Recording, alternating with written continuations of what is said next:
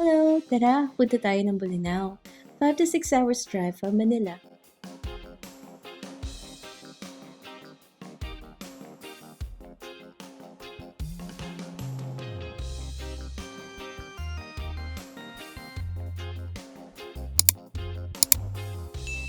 Una sa itinerary, ang Bolinao Falls. Merong pin sa Google Maps but halfway through, sasalubungin kayo ng mga mapapait na tour guides na nakamotor. Mag-o-offer sila na i-guide kayo papunta sa falls. They are government-accredited guides but they do not have a standard rate. Kumbaga, bahala ka na magbigay base sa kung anong tingin mong deserve nila. Dahil first time namin pumunta sa falls, having a guide is the best decision.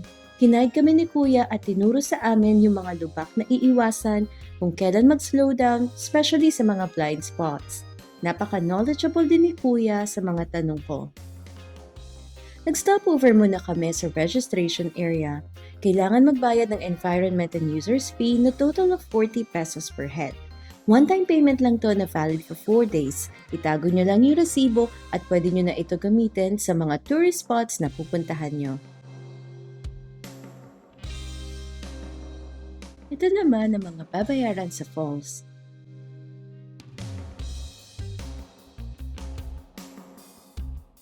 Bolinao Falls 1 ang aming first stop.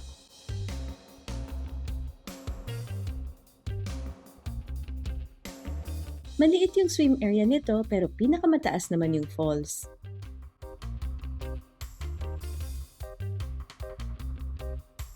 May cottage for rent sa paligid at may rush area. May mga live fest and salbabida na available for rent at meron pang rafting activity.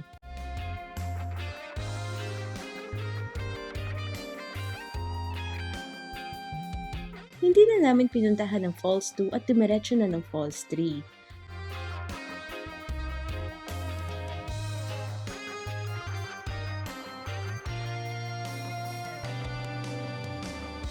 Malubak yung daan pero may mga nakasabay kaming nakasedan so kaya naman, basta ingat lang ha. Ang Falls 3 naman para sa amin ay perfect sa mga may kasamang bata. Maraming mababaw na swim area, mas malaki din ito kasi sa Falls 1, so mas maraming mapupwestuhan.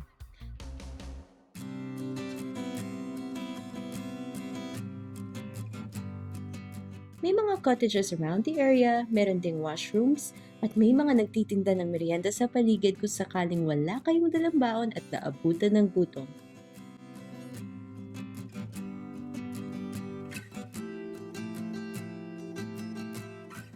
Pagkatapos sa Bolinao Falls, Cape Bolinao Lighthouse ang next destination.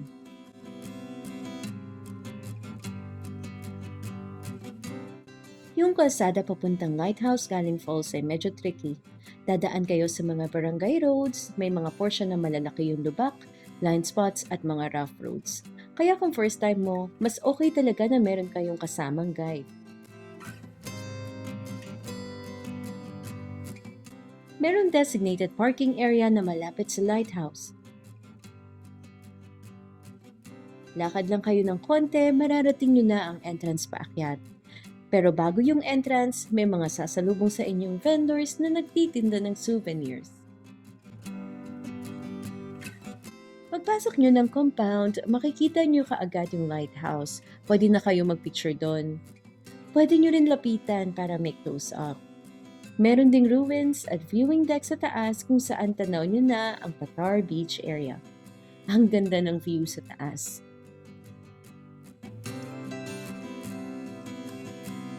Ang Cape Bolinao Lighthouse ang pangalawa sa pinakamataas sa Pilipinas, 357 feet above sea level at yung lighthouse mismo ay 101 feet.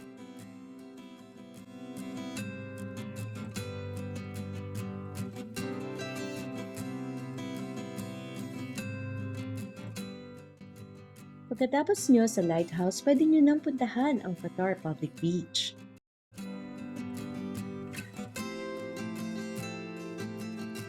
May pay parking na 50 pesos. Marami nang nagtitinda sa paligid ng mga souvenirs at mga basic items. May mga nagluluto din at nagpe-prepare ng seafood bilao. Bumili kami ng bilao na good for 4, nasa 1,000 pesos yon. Nag-rent din kami ng cottage near the beach Nasa 500 pesos and up ang rental fee.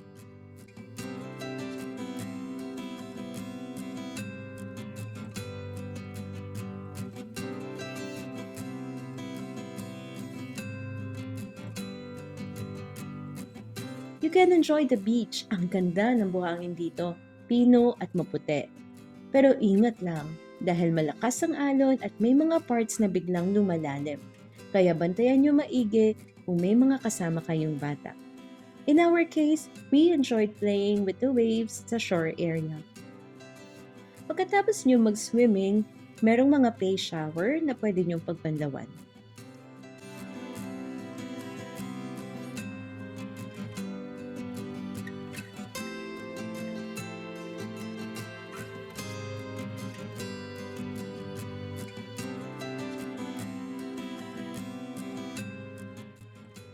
Pagkatapos, tara na sa next destination. Pwede kayong dumiretso sa Enchanted Cave or sa Sungayan Grill. Pinili namin ang Sungayan Grill dahil gusto rin namin ma-experience ang river cruise.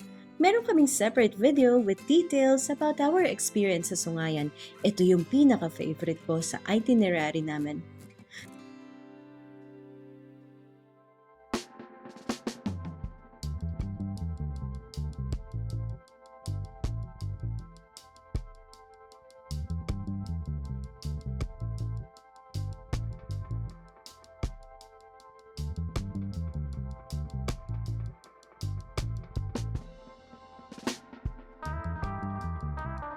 After a long day, bumalik na kami sa hotel, nag-relax sa pool, nagbanlaw at nagpahinga na.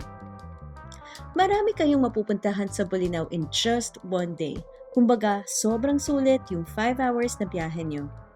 Best to plan the itinerary ahead para mas ma-enjoy nyo lahat ng mga tourist spots. So ano, let's go na?